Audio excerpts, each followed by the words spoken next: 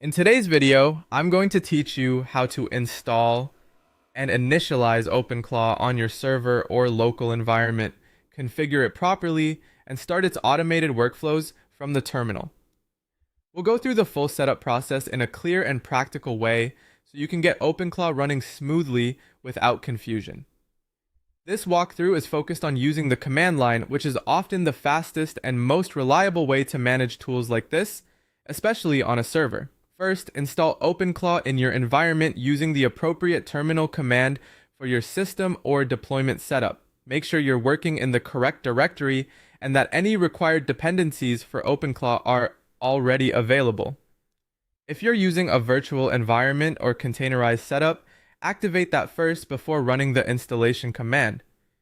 Once the installation finishes, initialize Openclaw so it can generate any necessary folders, default files, or startup resources it needs to operate correctly. After that, access the Openclaw configuration file. This file is where you control how the application behaves, so it's an important part of the setup. Open it with your preferred terminal-based editor or any editor available in your environment. Inside the configuration, locate the field for the YouTube API key and paste in your own valid key. Be careful not to include extra spaces or accidental characters, since even small formatting mistakes can prevent authentication from working properly.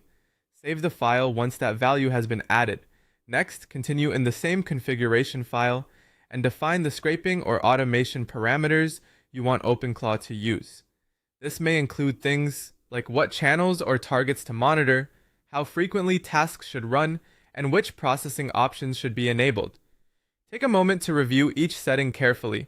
It's a good idea to start with a simple, conservative configuration first, just to confirm everything works as expected before expanding the scope of automation.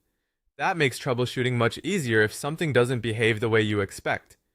Once the configuration is complete, save your changes and return to the terminal. From there, run the startup script that comes with Openclaw. This script is what launches the automated workflows such as channel tracking or video processing based on the parameters you just defined. Watch the terminal output as it starts up.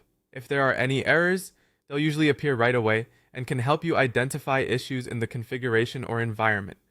With that done, Openclaw should now be installed, configured, and